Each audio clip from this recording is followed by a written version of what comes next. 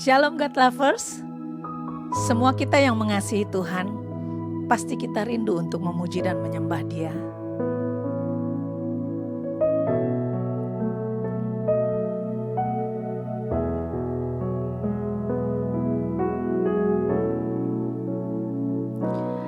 Aku mengasihi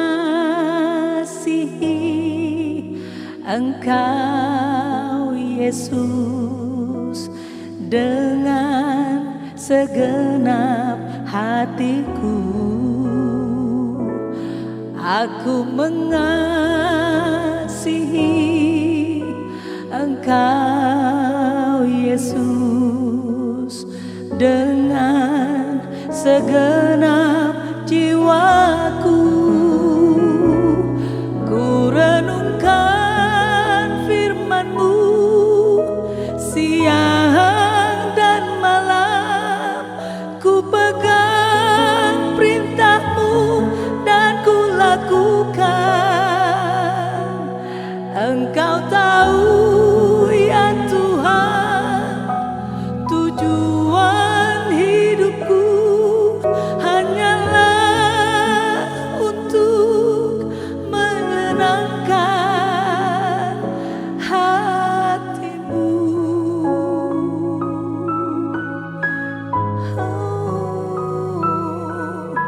Kami mau Tuhan menyenangkan-Mu Bapa, menyenangkan-Mu Tuhan. Oh Yesus, terima kasih Tuhan. Aku mengasihi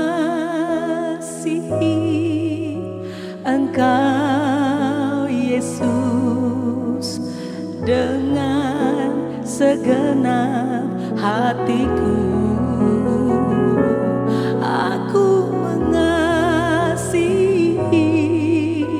Engkau Yesus dengan segenap jiwaku. Ku renungkan firman-Mu siang dan malam, ku pegang perintah-Mu dan ku lakukan. Engkau tahu ya Tuhan, tujuan hidupku hanyalah untuk menyenangkan hati-Mu.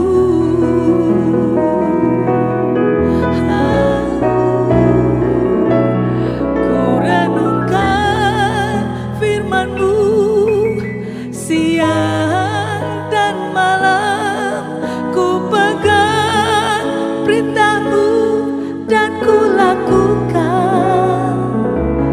Engkau tahu ya Tuhan, tujuan hidupku hanyalah untuk menyenangkan hati-Mu.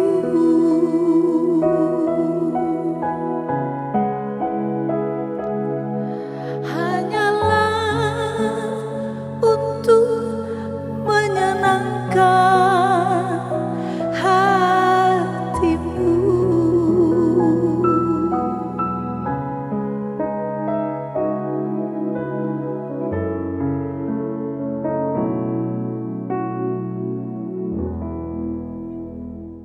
Shalom God's Lovers sekalian, jumpa lagi bersama saya Randy Chandradinata di dalam program Words from Heaven.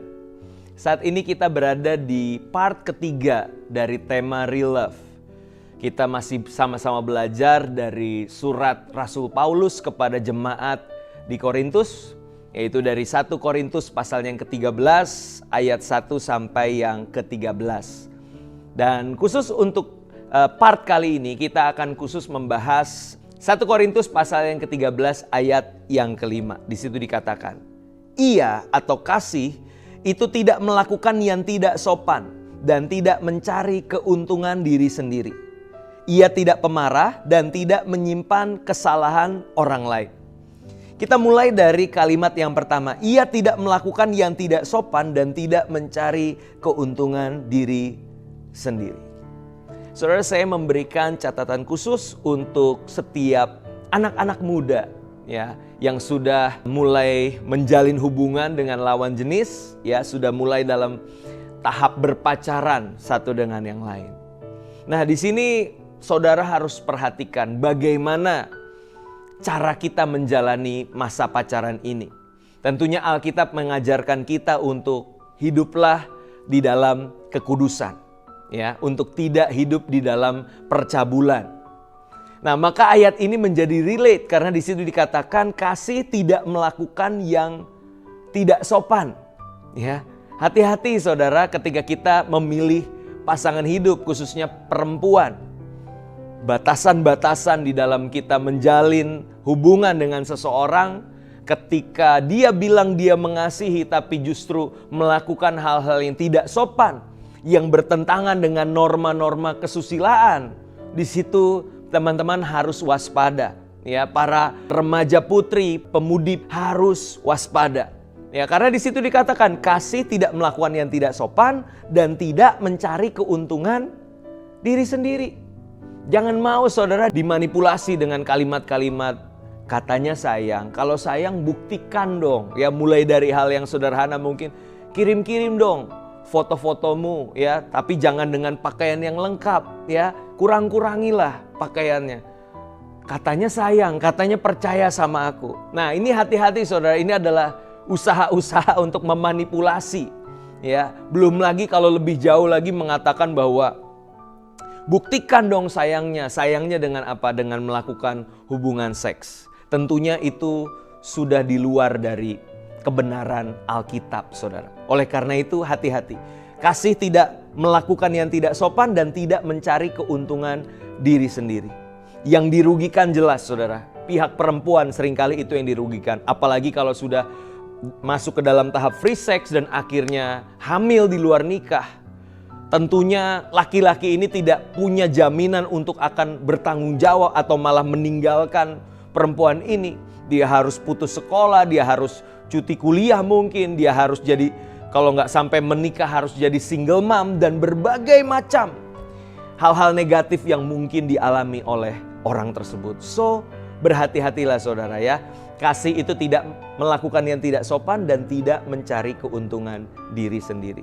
Nah, yang berikutnya dikatakan bahwa kasih itu tidak pemarah dan tidak menyimpan kesalahan orang lain.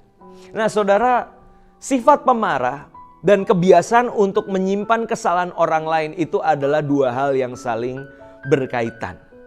Kalau orang terbiasa untuk menyimpan kesalahan orang lain, dia tidak secara sengaja melepaskan pengampunan secara utuh, maka percayalah orang yang seperti ini akan dengan mudahnya marah, akan dengan mudahnya tersinggung.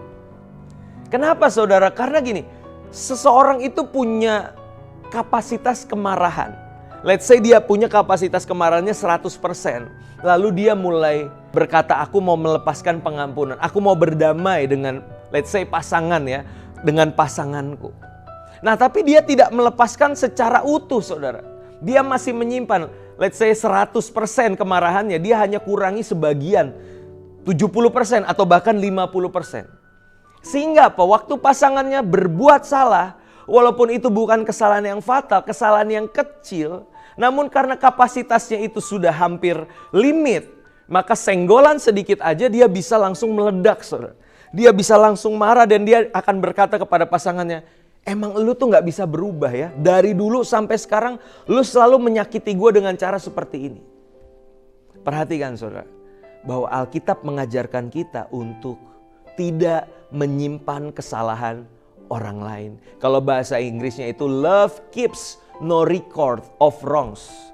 Transaksi kesalahan, history kesalahan yang orang pernah buat terhadap kita. Yuk belajar untuk bereskan itu saudara, secara utuh, secara menyeluruh, jangan disisakan. Ya, karena kalau kita sisakan maka kecenderungannya apa? Kita akan menjadi pemarah, kita akan menjadi mudah tersinggung. Ya kita harus belajar ya dari Pertamina ya saudara ya. Mulai dari nol ya. Kita mulai dari nol lagi saudara. Jangan simpan kesalahan orang lain. Sama seperti Tuhan Yesus. Ketika Tuhan Yesus mengampuni kita. Sejauh timur dari barat engkau membuang dosaku. Dan Tuhan tidak mengingat-ingat lagi kesalahan kita. Yuk kita belajar sama-sama. Untuk memberikan kesempatan kepada orang lain. Dan kita mulai tidak menyimpan lagi record of wrongs-nya kesalahan kita. Dari situ kita akan punya kemampuan untuk tidak menjadi seorang pemarah, tapi justru menjadi seorang peramah, penyabar. Ya, dan saya percaya sebuah hubungan itu akan berjalan dengan harmonis ketika orang tidak biasa menyimpan kesalahan pasangannya dan tidak menjadi orang yang temperamen atau mudah marah akibat kesalahan dari pasangannya. Amin. Mari kita berdoa. Bapa dalam surga, kami sungguh mengucap syukur untuk kebenaran firman-Mu yang boleh kami pelajari hari ini. Satu ayat saja Tuhan kami belajar bagaimana kami menjadi orang yang punya kasih. Kasih yang tidak melakukan yang tidak sopan. Kasih yang tidak mencari keuntungan diri sendiri. Aku berdoa buat anak-anak-Mu Tuhan yang masih dalam fase pacaran ya Tuhan. Biarlah kekudusan senantiasa melingkupi mereka ya Tuhan. Dijauhkan daripada mereka percabulan ya Tuhan. Khususnya perempuan, berikan kemampuan untuk peka ya Tuhan akan kehendak-Mu Tuhan. Untuk tidak terjerat atau termanipulasi oleh perkataan-perkataan manis dari laki-laki yang tidak bertanggung jawab ya Tuhan. Engkau yang jagai anak-anak-Mu ya Tuhan. Begitupun kami mau belajar punya kasih yang tidak pemarah. Kasih yang tidak menyimpan kesalahan orang lain. Ajar kami untuk selalu merenungkan kasih-Mu itu ya Tuhan. Yang ketika Engkau mengampuni kami, Engkau bukan mengampuni sebagian, tapi Engkau mengampuni seutuhnya. Tuhan tolong setiap kami, Roh Kudus. Kami mintakan kemampuan untuk mengasihi itu hanya di dalam satu nama. Nama Tuhan Yesus Kristus. Haleluya. Amin. Bagi God's lovers sekalian yang diberkati lewat renungan kali ini, saudara bisa membagikan link YouTube yang ada kepada saudara, kepada kerabat, dan teman-teman sekalian. Terima kasih, Tuhan Yesus memberkati.